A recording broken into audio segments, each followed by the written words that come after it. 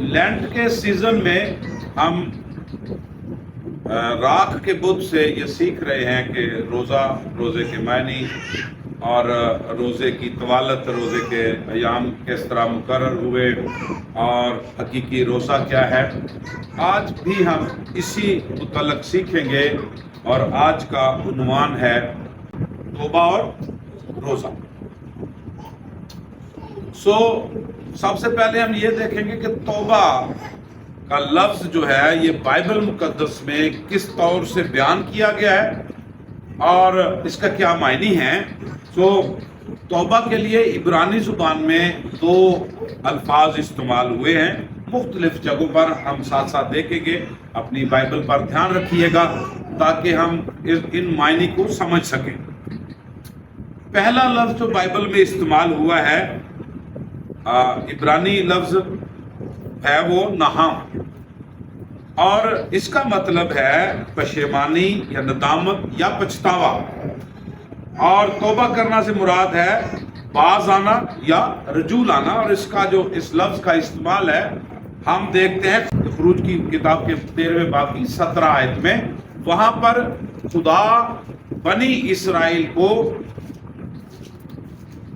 دوسرے راستے سے پھیر کر لے گیا، اور وہاں پر یہ لکھا ہے کہ کس طور سے بنی اسرائیل کو خدا نے ایک لمبا راستہ دیا تاکہ وہ اس راستے سے جائیں، مبادا وہ پچھتا کر واپس کہیں مصر کی طرف نہ لوٹ جائیں۔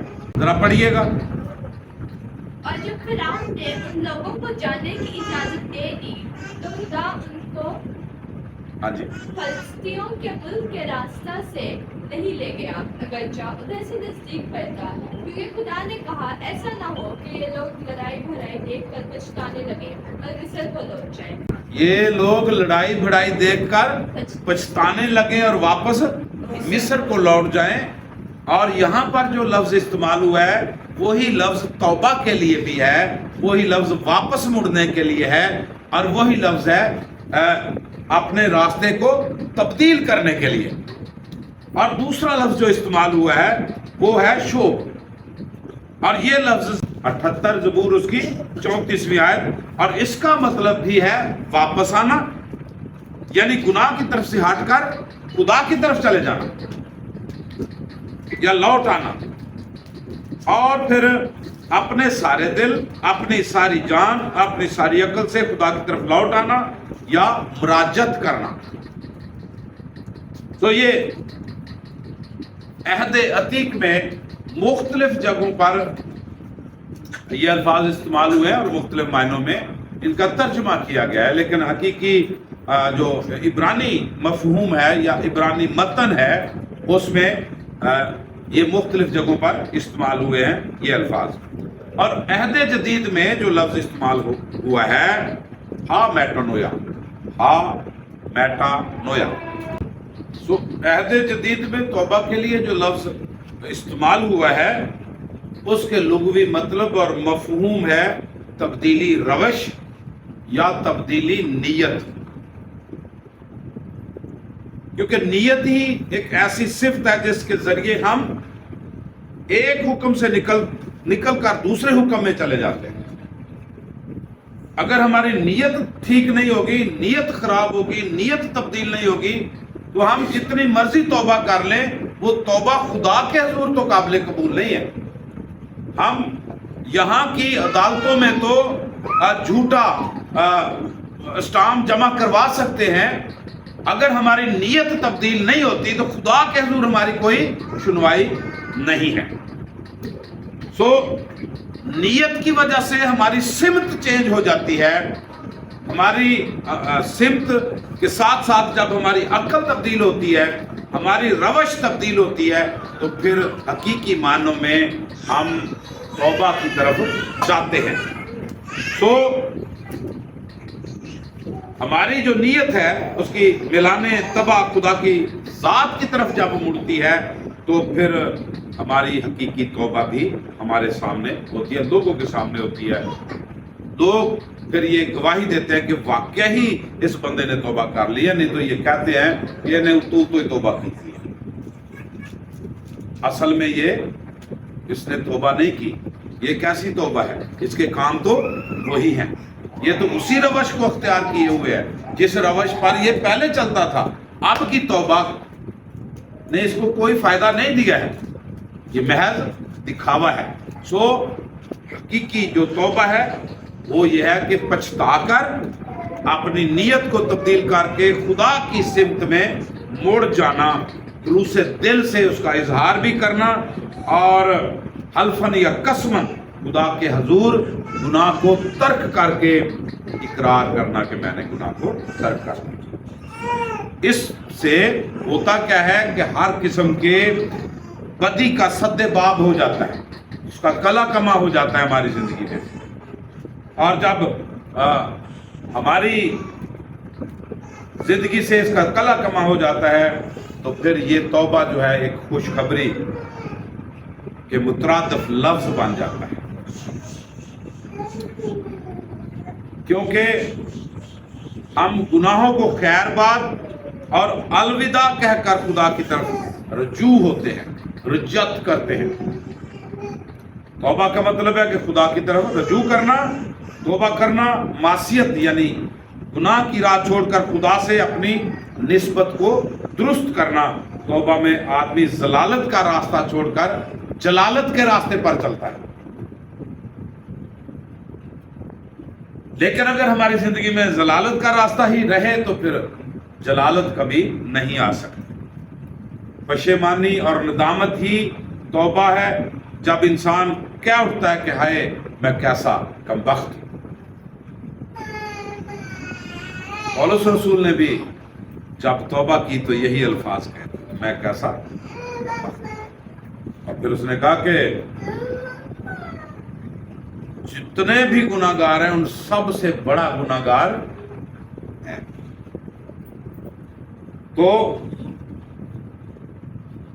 جب ہم توبہ کرتے ہیں تو پھر ہمیں چاہیے کہ اپنی ان تمام روشوں کو تبدیل کر کے، سمت کو تبدیل کر کے خدا کی طرف موڑنا ہے. اور خدا کو اپنے گناہ گار بندے کی توبہ سے خوشی ہوتی ہے. اور توبہ اپنے اندر پشیمانی ہے. یعنی ہماری اپنی زندگی کے اندر جب ہم توبہ کرتے ہیں ہم پشیمان ہو کر توبہ کرتے ہیں کہ ہم نے واقعی ہی گناہ کیا ہے. اس طرح بندہ جو ہے وہ ایک انسان ہے، ایک خدا کے پیچھے چلنے والا بندہ ہے. عابد جو ہے وہ معصیت اور مخالفت سے اطاعت اور موافقت کی طرف اپنے آپ کو منتقل کرتا ہے. خدا نے پیدائش کی کتاب میں کہا کہ زمین پر انسان کی بدی بہت بڑھ گئی ہے اور اس کے دل کے تصور اور خیال سدا برے رہتے ہیں. کیونکہ انسان کے اندر انسان کی طبیعت جو ہے، انسان کی طبع جو ہے یہ ایسی ہے کہ یہ ہمیشہ اس کا میلان جو ہے، اس کا جھکاؤ جو ہے وہ گناہ کی طرف رہتا ہے. اور انصاف کا تقاضا یہ ہے کہ خدا جو ہے انسان کے گناہ کا مکمل علاج کرے. اگر انسان کو گناہ کا مکمل علاج نہیں ملتا تو انسان کبھی بھی گناہ سے نکل نہیں سکتا. امراض بدی انسان میں اکثر جڑ پکڑ چکے اور اثر گیر ہوتے ہیں.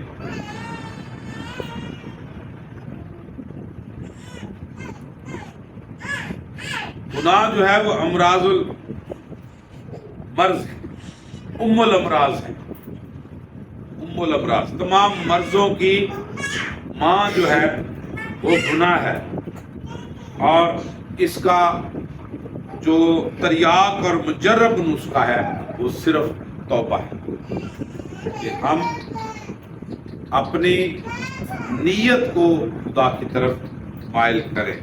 توبہ ہماری صحیح مسلسل یا تگ و تازہ، یعنی ہم جو بار بار कोशिश करते हैं, जुहद मुसलसल की वजह से हम गुनाह से छुटकारा नहीं हासिल कर सकते, बल्कि ये खुदा के फजल की बदौलत तौफीक और ताईद इलाही का ही समरा हो सकता है। और खुदा का कलाम हमें ये बताता है कि अमाल की किताब के 5वें बाब की 31वीं आयत में उसी को खुदा ने मालिक और मुनज्जी ठहरा कर अपने दाहिने हाथ से सरबुलंद किया ताकि इसराइल को तौबा की तौफीक और गुनाहों की माफ़ी बख्शे। और यही खुदा जो हमें तौफीक बख्शता है, ये जुमला अमाल में खुदा की इताअत और फरमाबरदारी की सलाहियत या पा लेने का नाम है। बंदा जो है जब इताअत इलाही में सर तस्लीम खम कर देता है, अपना सर झुका देता है कि ठीक है जो कुछ खुदा कह रहा है वो ठीक है, तो अभी ताईद इलाही इसकी कुव्वत और इस्तिकामत का सबब बनती है और बतदरीज अफजू होती जाती है, बतदरीज आगे बढ़ती जाती है। जब हम खुदा के साथ मिल जाते हैं, इताअत कर लेते हैं, तो फिर खुदा की ताईद हमारी ढारस बनती है और हम रफ्ता रफ्ता आगे बढ़ते जाते हैं। अगर तौबा की नेमत मुयस्सर ना आती तो बदी के सेले रवां को कौन रोक सकता? बदी बढ़ रही थी दुनिया में। अगर तौबा की तौफीक ना होती, मेरे उस्ताद मोहतरम कहते थे कि फरिश्तों में और इंसानों में क्या फर्क है? फरिश्ते रूहानी हैं, हम जिस्मानी हैं। कहते नहीं, फरिश्तों के पास तौबा का मौका नहीं है, इंसानों के पास तौबा का मौका है। इसलिए हम इंसान फरिश्तों से अफजल हैं, चाहे वो रूहानी मखलूक है। और पहला गुनाह फरिश्तों के अंदर हुआ था, इंसानों के अंदर नहीं हुआ था। तो तौबा की तौफीक इंसानों को बख्शी गई, तौबा का दरवाजा इंसानों के लिए रखा गया। याद रखें कि दुआ का दरवाजा बंद हो सकता है, तौबा का दरवाजा कभी बंद नहीं होता।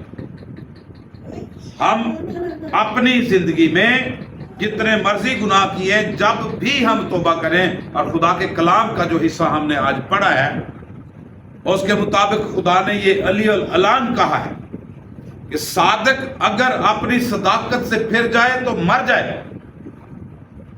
तो वो बदी के हिसाब से उसका हिसाब लिया जाएगा, उसकी सदाकत के कामों को याद नहीं किया जाएगा कि इन्हें पीछे बड़े चंगे काम किए उन्हें छड़ दे।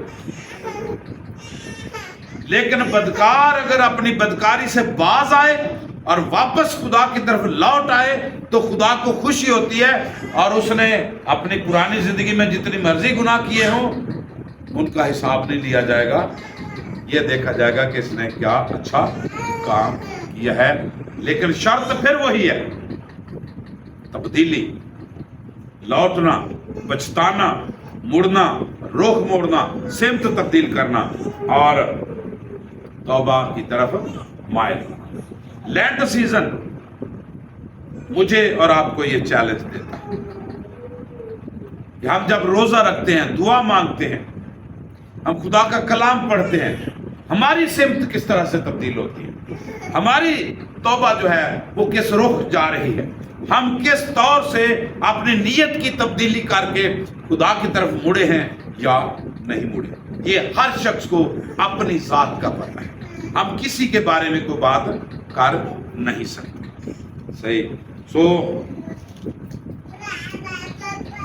अगर सुई के नाके के बराबर भी तौबा के लिए कोई दिल खोलेगा तो खुदा उसके लिए बड़े बड़े दरवाजे खोल देगा। सो इस तरह हर ताइब गुनाहगार के लिए खुदा की बख्शिश का बहरे बेकरां ना काबिल रसाई नहीं बल्कि काबिल रसाई बन जाता है। हम उस तक पहुंच सकते हैं, हम उसमें दाखिल हो सकते हैं। तौबा किसी मखसूस कौम के लिए मुख्तस नहीं है बल्कि हर फर्द बशर के लिए ये मुयस्सर है। और तौबा के बगैर कोई कुर्बानी भी खुदा के हजूर मकबूल नहीं, इसलिए कि खुदा के हजूर में शिकस्ता और खस्ता रूह की कबूलियत है। खुदा शिकस्ता दिलों को कबूल करता है और खस्ता दिलों की कुर्बानी को कबूल करता है। आज की शाम میرے لیے اور آپ کے لیے یہ چیلنج ہے کہ اس لینڈ سیزن میں ہم کس طرح کی توبہ اور کس طرح کی دعا اور روزے میں اٹھیں. خدا باپ بیٹے روپا کے نام سے آمین.